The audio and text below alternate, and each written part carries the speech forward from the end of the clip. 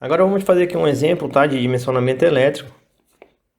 Um exemplo bem simples aí que provavelmente você vai ver aí em muitas casas, tá? Então imagine que você tem a missão de fazer um sistema de poço, automatizar um sistema de poço artesiano. Então aqui você tem a bomba, já tem aqui o duto de interligação com a caixa d'água, né? E aí eu quero fazer um sistema para ela encher, para ela encher automaticamente, né? Então, encher e parar ali no local certo, tá? Então tem aqui alguns dados, né? Temperatura em ambiente normal, temperatura quente aí acima de 5 graus Celsius, tá certo? Dimensão da casa, 4 por 4 por 3 metros. Então vamos lá, 4 por 4 por 3 metros de altura, tá certo? E aí nós temos esse sistema, né? Você pode ver que o telhado e tal. E aí a potência da bomba 2 kV, tensão 220 volts, duas fases, tá? Tensão bifásico 220 volts. E aí nós temos o fator de potência, tá certo? Então o fator de potência aí 0,9. Como ele é um valor bem alto, nós provavelmente nós não vamos nem considerar ele nos cálculos. Então tá aqui.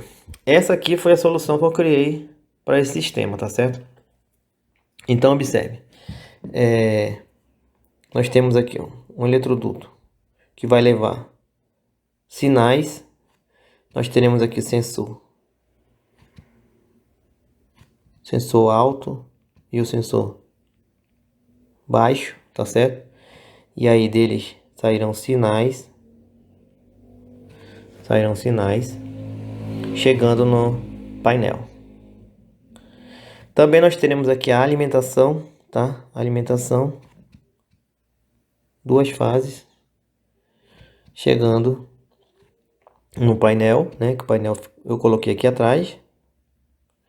Por que eu coloquei aqui atrás? Porque tem que ser um lugar fácil, né? Que se tiver algum problema e se você precise fazer uma ligação manual, e aí você vai ter essa capacidade, né? Você não vai precisar subir e tal no forro da casa para poder fazer isso. E aqui a saída de alimentação para a bomba. E aí eu deixei aqui em cima, mas essa parte aqui eu vou deixar enterrado por algum motivo. Enterrado, tá? Vai ter alguma coisa aqui, alguma fossa, alguma coisa aqui. E eu tive que fazer essa curva e passar aqui, tá?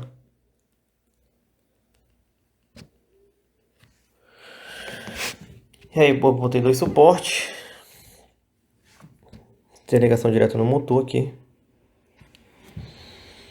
Então essa foi a minha solução. Então a primeira coisa que a gente tira daqui é que sempre você deve optar por deixar a boca do eletroduto para baixo, tá? Então observe aqui tá para baixo, aqui tá para baixo. Aqui ela entra por baixo, tá? Como que a gente chama isso na indústria? Essa é a posição correta para você não deixar o eletroduto bebendo água, né? Porque se ele tiver para cima, vai cair água e vai encher o eletroduto de água. Isso não é adequado para a instalação elétrica, né? Se ele tiver assim, de lado também pode entrar água e dependendo da chuva. Então o ideal é deixar a boca do eletroduto para baixo. E aí não tem como a água entrar, tá? Tem como a água entrar. E aí você tem que ter os suportes para o eletroduto não quebrar também. Então essa foi a solução que eu criei para esse sistema, né? Então um sistema bastante simples aqui, mas que serve de aprendizado. E você vai ver que uma coisa tão simples como essa exige uma série de conhecimentos para você dimensionar cabos e estrutura, definir infraestrutura elétrica também.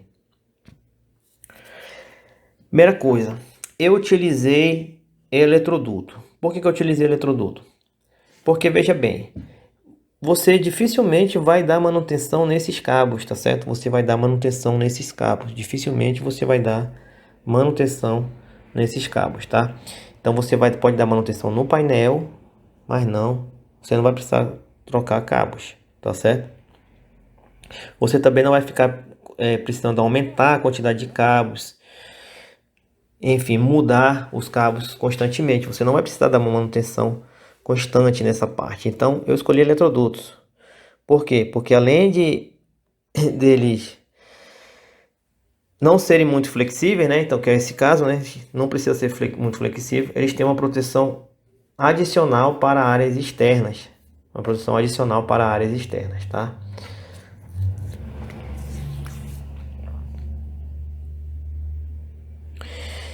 E aí na tabela 33 da NBR 5410, tá? Eu vou fornecer essa NBR, uma versão da NBR 5410 que eu tenho. Vou deixar aí no material. Você vai ver que o método de instalação número 3, condutores isolados ou cabos unipolares, tá? Em eletroduto aparente de seção circular sobre parede ou espaçado desta menos de 0,3 vezes o diâmetro do eletroduto. É o sistema de referência B1. Os métodos de referências de instalação, tá? Indicados na IEC 60364-552, para os quais a capacidade de condução de corrente foi determinada por ensaio ou por cálculos. Então, aqui nós temos os métodos, tá? O método A1, por exemplo. Condutores isolados em eletroduto de seção circular embutido em parede termicamente isolante. Então, o método A1, condutores isolados, cabos embutidos em paredes termicamente isolantes. Então, vocês podem ver aqui, ó, como que é mostrado isso na tabela, né? Então, tem uma série de referência, método de referência de instalações elétricas. E aí a gente vem aqui para as características dos condutores, né? Bom, como a gente vai trabalhar ali numa área, uma temperatura ambiente, a escolha adequada aqui seria o condutor que tem isolamento de PVC de até 300 milímetros de bitola. E aí ele trabalha na temperatura máxima de serviço contínuo de até 70 graus Celsius, temperatura limite de sobrecarga de 100 graus Celsius e temperatura de curto-circuito de 160 graus Celsius. Tá? Para esse tipo de instalação, esse daqui é o mais adequado, tá certo? É o mais adequado.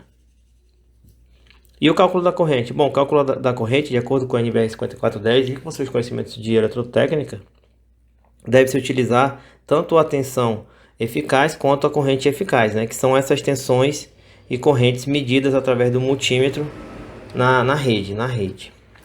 Então a potência, a fórmula da potência, ela é V vezes I. Eu deveria considerar aqui o fator de potência, porém, como o fator é 0,9, tá? Uma instalação ali desse porte, então eu não vou colocar aqui na fórmula, tá? Então, a corrente, ela será P sobre V. E aí, nós teremos aqui, ó, como a potência é 2 CV, você vai transformar para watts, né? Lembrando que 1 CV é igual a 735,5 watts. E aí vai dividir pela tensão e vai obter a corrente, tá? Que é de aproximadamente 6,7. Se fosse uma corrente maior, um sistema mais robusto, você poderia considerar aqui o fator de potência, tá?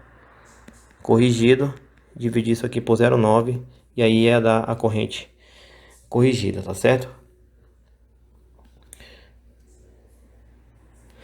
E aí a gente vai para a tabela 36, onde nós temos a capacidade de condução de corrente em amperes para os métodos de referências A1, A2, para todos aqueles métodos tem a capacidade de condução de corrente, tá? Que elas, geralmente isso aqui, essas capacidades foram obtidas através de testes, tá certo? Através de testes e equações matemáticas, tá? Então aqui nós temos um trabalho experimental aqui para determinar esses valores.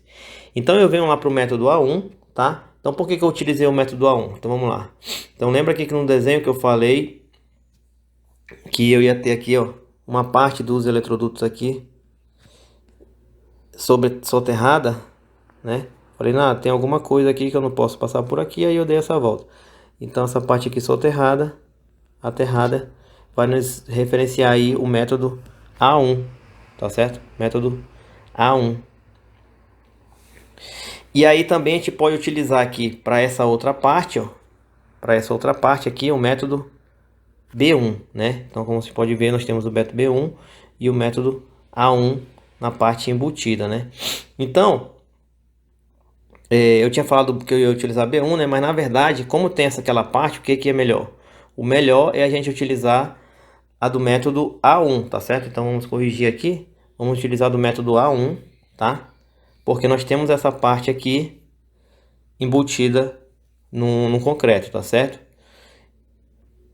E aí, como vocês podem ver, ó, o método A1, ele tem aqui a corrente 19,5. O que significa isso? Significa que um cabo de bitola 2,5, um cabo de bitola 2,5, nesse método de referência, a capacidade máxima de corrente que ele pode conduzir com segurança é 19,5 amperes. Por exemplo, se a gente tivesse utilizado o método B1, a capacidade máxima de corrente que ele poderia conduzir com segurança estaria compreendida aqui nessa faixa, né? Ou seja, seria 24 amperes, tá certo? 24 amperes, tá? Porém, como vamos utilizar o método A1, tá? Então vamos trocar lá, vamos utilizar o método A1 porque tem aquela parte que é soterrada. Então, para padronizar ali a instalação, vamos utilizar somente o método A1 em toda a instalação, tá? Que é o que tem a menor corrente. Então você tem que fazer a viabilidade em função da segurança. Agora a gente tem aqui um fator de correção, tá? Então, os fatores de correção aplicados a condutores agrupados em feixe. Então, existem vários fatores de correção, tá certo? Aqui, por exemplo, nós não vamos utilizar cabos unipolares agrupados, tá certo? Agrupados. Só que vamos utilizar um cabo por fase para transmitir potência, tá certo? Dessa forma, nós teremos apenas essa correção. Em feixe ao ar livre sobre superfície embutidos em conduto fechado. Então, em eletrodutos fechados, né? Então, nós teremos aqui, ó, número de circuitos ou cabos multipolares. Nós temos aqui, ó, 2 circuitos, né?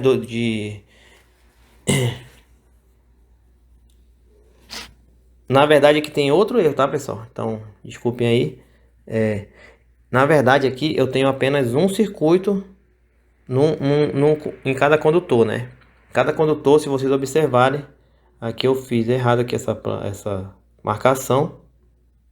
Então eu vou ter aqui um circuito de alimentação aqui. Aqui eu vou ter um circuito indo interligar a bomba, tá certo? E aqui eu também vou ter um circuito de sinal, né? Então eu vou ter um circuito, tá? Um circuito fase neutro, tá certo? Um circuito fase neutro. Então aqui vai ser vamos utilizar esse valor aqui, ó, tá? Esse valor de 1, tá certo? Então dessa forma, no cabo a corrente máxima, se fosse o 2, mas vamos supor que se fosse o 2, tivesse 2 circuitos, ia ter que aplicar esse fator de correção e a corrente máxima por cada cabo ia ser 15,6, né? Se fosse 3, ia ser fator 0,7 e assim por diante. Mas como a gente está trabalhando aqui nessa faixa, tá? Aqui nessa faixa, então a corrente máxima que a gente vai utilizar é 19,5. Não vai mudar, porque o fator é 1. O fator é 1.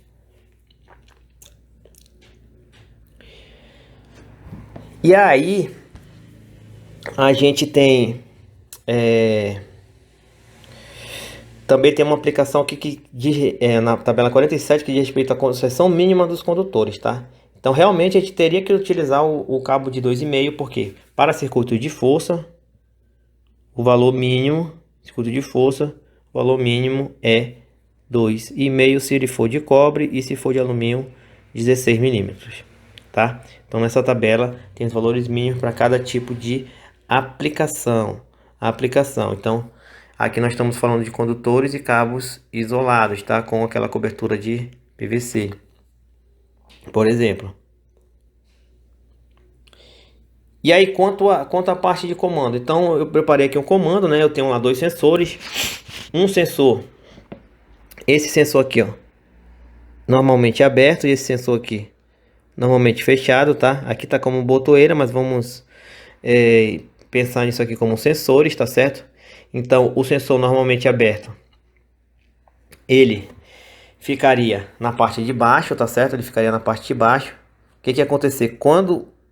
Normalmente quando ele fosse acionado, ou seja, quando passasse daqui, ele fecharia, tá? Ele fecharia. Então você fechando aqui, ó, você arma a contatora K1, tá? A bobina da contatora K1, e isso aqui faz o selo nessa parte, tá? Faz o selo nessa parte e aciona a parte de força dela, acionando o motor, acionando o motor. E aí o sistema começa a funcionar, acionando o motor até a água vai subindo, até chegar na parte de cima onde eu vou ter o B0, tá? E aí o B0 ele é um elemento que ele é normalmente fechado. Quando acionar esse elemento aqui, ele vai abrir. Se ele é normalmente fechado, quando ele for acionado, ele vai abrir. E aí abrindo aqui, ó, abrindo aqui, você interrompe a corrente na bobina, e aí esse circuito ele volta a ficar aberto, e aí a bomba vai ser desacionada, tá? A bomba vai ser desacionada. Eu também coloquei aqui, ó, um disjuntor, tá? Esse é um sistema bem simples, tá certo?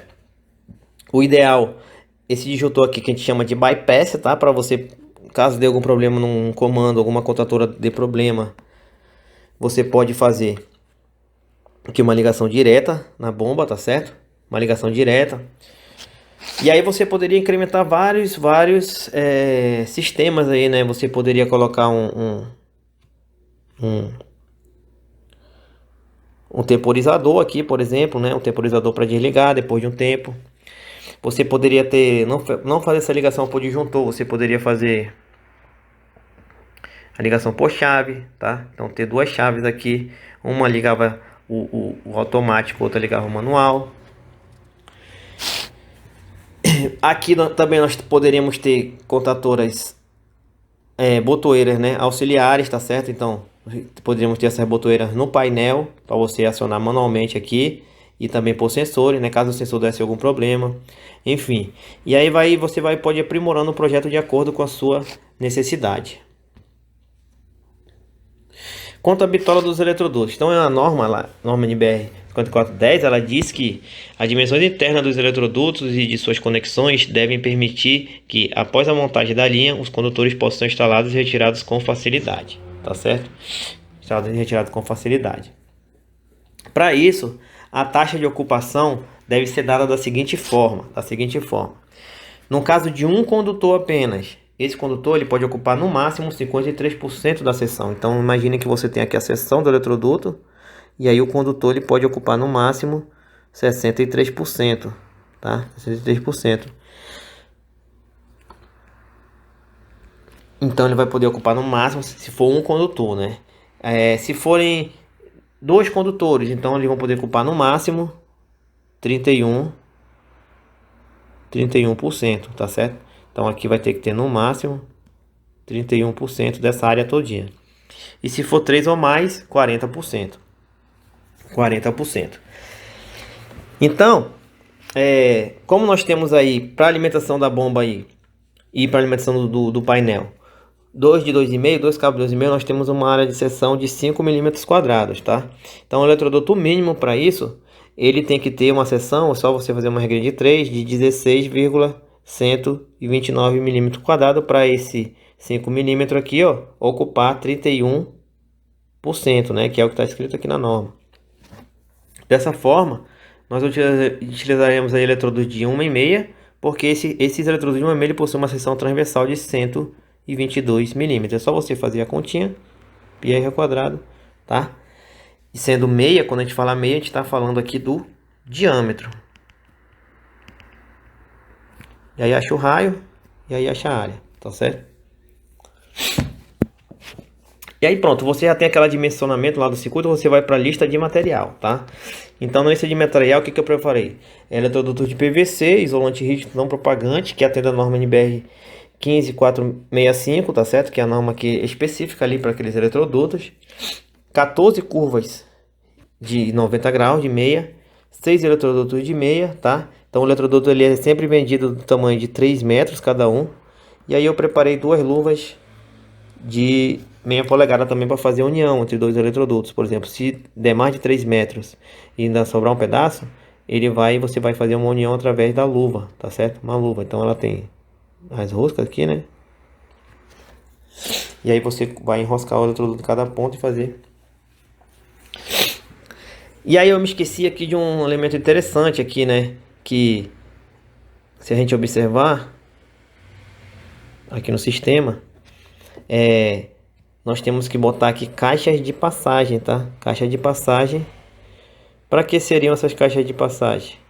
Para caso um dia você precise trocar, você precise aí trocar os cabos, tá? Fique mais fácil. Então a NBR ela estipula que próximo a cada curva você coloque uma caixa de passagem, tá certo? Então é uma das estipulações da NBR 5410, tá certo? Então aqui nós teríamos aqui uma, duas, né? Aqui como é pequeno eu não vou pôr uma, duas, e aqui também eu não vou pôr, vou deixar só essa aqui, ó. Vai ser uma, duas, três, quatro, quatro. E aí, na verdade, eu acho que eu vou tirar essa aqui, eu vou botar aqui, quatro caixas de passagem, né? Quatro caixas de passagem. Então a norma ela recomenda, né? Ela recomenda. Porém, não é uma obrigatoriedade, né? Você vai fazer isso para facilitar na sua manutenção. Então, eu vou botar aqui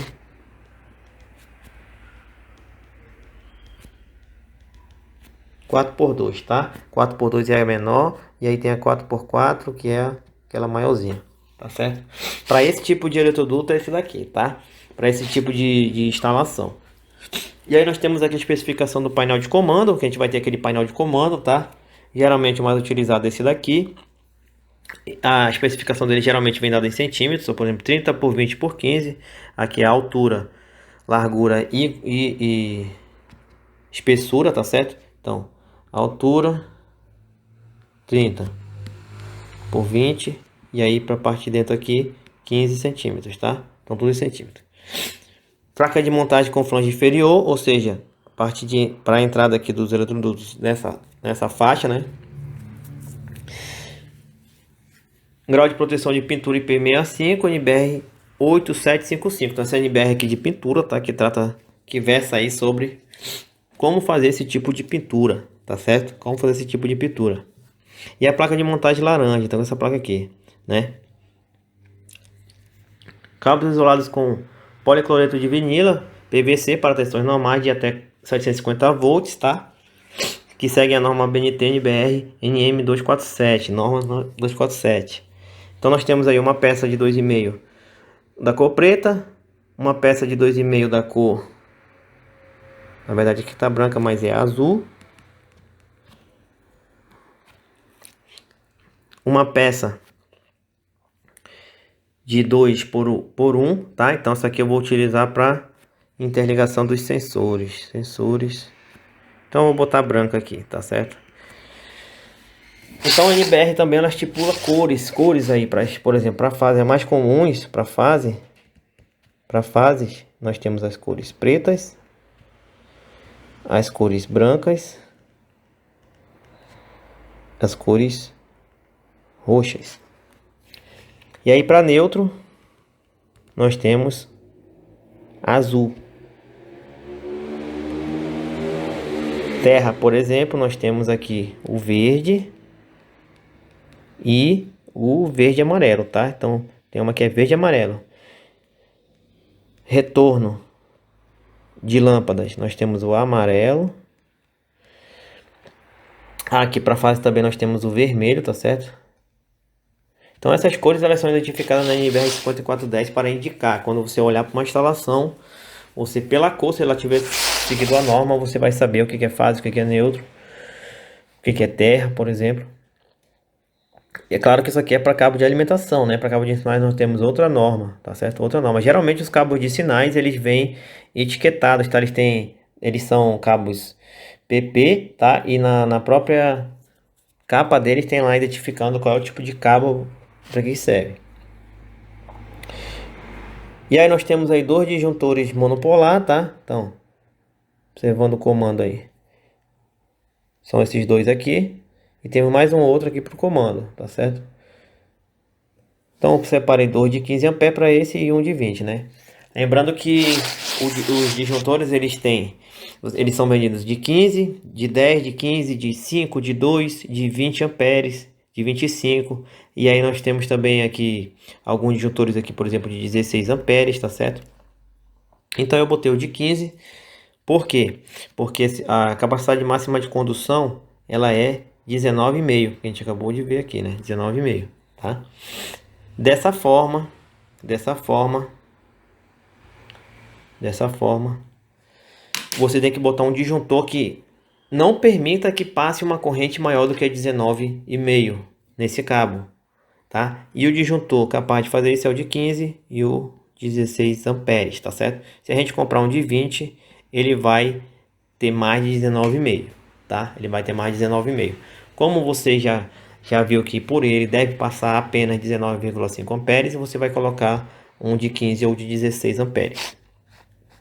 E aí eu botei um de 10 lá para o circuito de comando, tá? Geralmente de 10 você vai encontrar circuito com de 2 amperes, 5 amperes. Então depende lá do comando. Eu botei de 10 porque é muito fácil de encontrar no mercado de 10, tá? Qualquer material de construção tem. E aí eu tenho aqui uma chave contatora tripolar. Geralmente as chaves contatoras são vendidas são tripolares, né? Se você quiser de um, você pode substituir essa chave por um relé, tá certo? Então essa chave ela já vem com 3 contatos principais, lembrando que os contatos principais sempre são normalmente abertos, e mais um contato auxiliar, tá? Mais um contato auxiliar. O contato auxiliar, tá certo? O contato auxiliar, ele vai ser responsável. Ele vai ser responsável. Na verdade, é 135,246, tá? Ele vai ser responsável por fazer o fechamento do selo, tá? Então, o fechamento do selo com bobina 220, tá certo? 220. Na verdade, aqui eu usei 127 para alimentação, né? 127. Então, aqui a bobina vai ser 127. E observem que a alimentação dessa bomba, ela é 220, ó.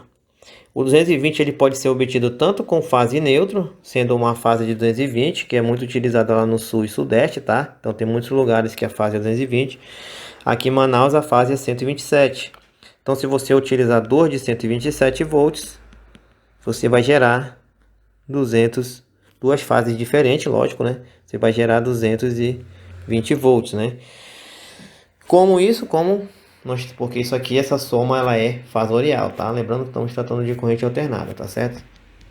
Lembrando que estamos tratando de corrente alternada, tá? De corrente alternada.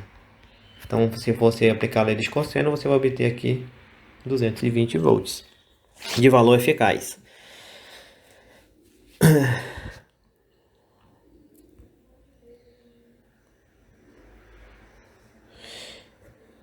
E aí a gente finaliza, né? Tem algumas miscelâneas que a gente chama, por exemplo, um acabamento para colocar no painel. Então você vai ter que colocar aqui, ó, uns acabamentos que são tipo umas porcas de acabamento para colocar o eletroduto aqui para deixar ele bonitinho.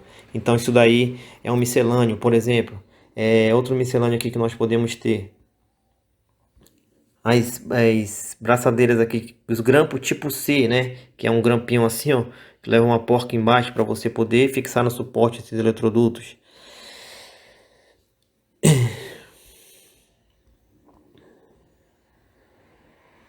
E aí os miscelâneos, ele geralmente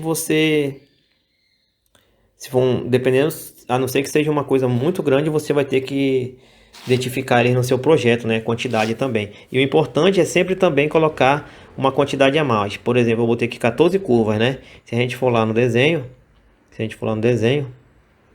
você vai ver que eu tenho aqui, ó. Eu usei tudo eletroduto de meia, né? Então eu tenho aqui, ó. 1, 2, 3, 4, 5, 6, 7, 8, 9, 10, 11, 12, 13, 14, 15, né? Tem 15, então o ideal aqui é que eu botasse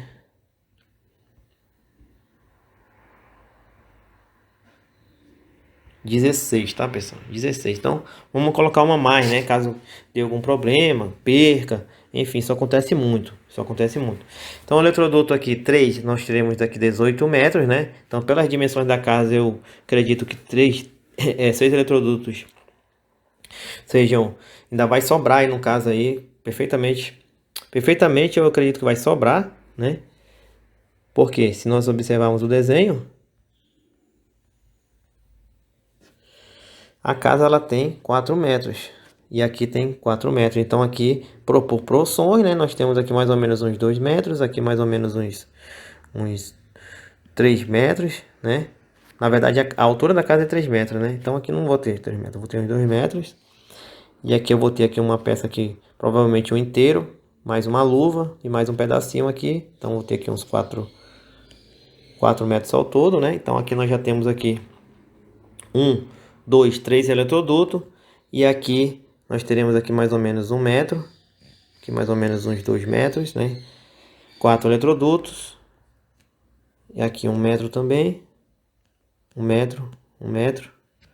5 eletrodutos e mais um pedacinho, né? Então, 6 eletrodutos dá suficiente para atender esse projeto, né? Lembrando que aqui foi uma proposta que eu fiz, né? Você poderia ter pego outro caminho, ter utilizado outro sistema, né? O importante é atender a norma, né? Qual é a norma? Separar cabos de sinais, cabos de corrente contínua, cabos de corrente alternada. Então, isso aqui é uma regra importantíssima. Você vai ter que fazer infraestrutura para cada tipo de sinal.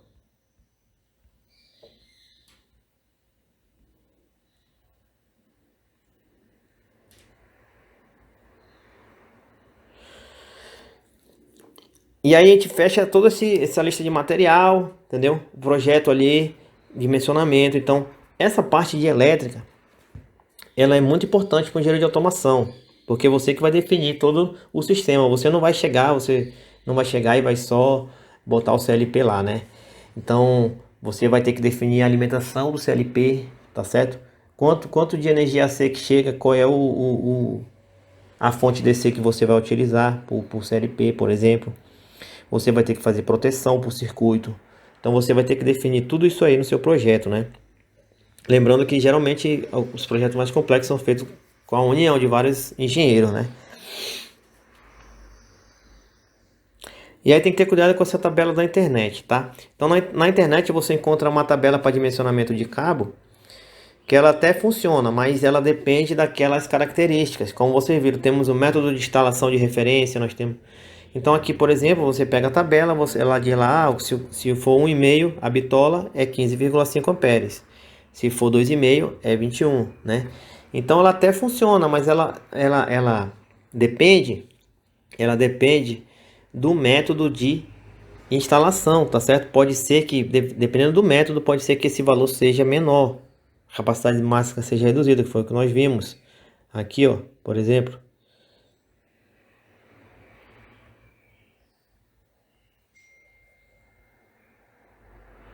Tá aqui.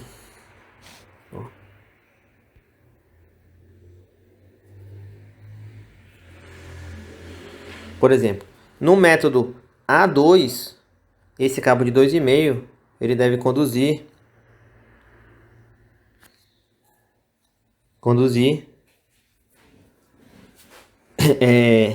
se for até 2 condutores, 18,5 no máximo. Se for 3 ou mais, ele deve conduzir 17,5 amperes no máximo, tá? Então dessa deve ser a corrente máxima que deve passar por esses condutores.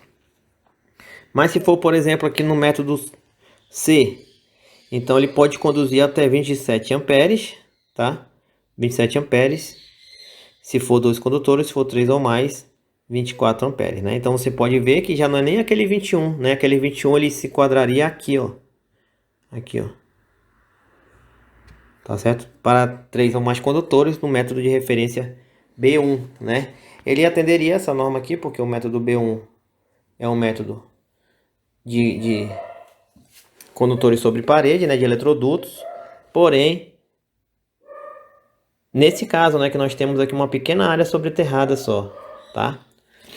Uma pequena área. Então você deve fazer uma instalação de forma que aí já chega numa parte que vai depender da sua experiência, né? Vai depender da sua experiência, tá? Não vai ter certo nem errado, você que vai definir lá, né? Se der merda, aí o problema vai ser seu também. Então, enfim, essa tabela é na internet, tá? Ela realmente ela funciona dependendo do método de instalação. Vocês viram lá, né? Que aqui podia ser tanto 19,5 como podia ser até 17,5, como poderia ser 24 amperes. Mas se você quiser, se você se sentir confortável, se for um circuito que tenha uma corrente de trabalho muito menor do que essa daí, você pode utilizar essa tabelinha, tá certo? Mas tem que ter cuidado, tá? Tem que ter cuidado. Principalmente para situações de maior corrente, tá certo? Então aqui é o aconselhável mesmo, tá? Nessa parte aqui, o aconselhável mesmo é você recorrer a NBR 5410 para saber exatamente qual é a proteção que você vai ter que utilizar para o cabo, tá? Porque isso vai definir o disjuntor de proteção, tá certo? Lembrando que a função do disjuntor de proteção é proteger o cabo, tá? Então, se o cabo pode conduzir 15 amperes, o disjuntor tem que ser de 15 amperes. Se o cabo pode conduzir 1 ampere, vai ter que ser um disjuntor de 1 ampere. E aí, outra coisa importante que nós temos que conhecer, né? Que eu já falei bastante aqui, é a relação entre corrente contínua e corrente alternada, né? Então, a corrente alternada, ela é corrente senoidal, tá? Que é a corrente utilizada aqui pela gente, tá certo? É a melhor corrente alternada para você utilizar, tá? É a senoidal. E nós temos a contínua, né? Então aqui eu botei apenas alguns equipamentos, tá certo? Alguns equipamentos, aqui por exemplo tem o CLP. CLP você vai alimentá-lo com corrente contínua. Então a alimentação dele vai ser corrente contínua. Esse aqui, por exemplo, da VEG, a alimentação é 24 volts. Sensores. Geralmente os sensores, eles recebem, os sensores aqui de baixa potência, eles recebem uma alimentação DC, tá? E um comum para mandar sinal, tá certo? Então ela tem uma alimentação DC e tem cabo de sinal, tá? Inversores de frequência, por exemplo, também serão alimentados DC. Válvulas, aqui tem algumas válvulas que elas não se comunicam diretamente, elas têm apenas o fechamento de contato, né, através de tensões DC, tá certo? Através de tensões DC, por exemplo, aqui a gente tem uma válvula aqui 48 volts, por exemplo. Já a corrente alternada você vai ter motores de indução, motores trifásicos. Então, geralmente os motores de maior carga, eles são motores de indução, né? Ou são motores de indução trifásicos ou monofásicos, tá? Os motores DC, devido ao desgaste de escovas, etc., para altas cargas, eles não são muito utilizados, tá certo? Não são muito utilizados. Mas existem aplicações também em altas cargas, né? Só que devido ao valor muito elevado, eles não são utilizados, mas existem aplicações, tá? Então, é possível também utilizar motores DC. Mas geralmente o que você vai encontrar na indústria aqui são motores de corrente alternada. Então, você vai encontrar motores, bombas, exaustores, etc. E aí nós temos também elementos que englobam os dois. Então, elementos como esse aqui, como essa válvula da Rotorque aqui, ela tem, na verdade, ela tem 3 entradas de sinais. Então, ela tem algumas tem entrada para corrente alternada, para fazer o acionamento de uma bobina. Tem entrada para corrente contínua, para alimentar o circuito de comando que tem dentro dessa válvula. E tem uma entrada para sinal, tá? Que é para ela se comunicar com o CLP. Então,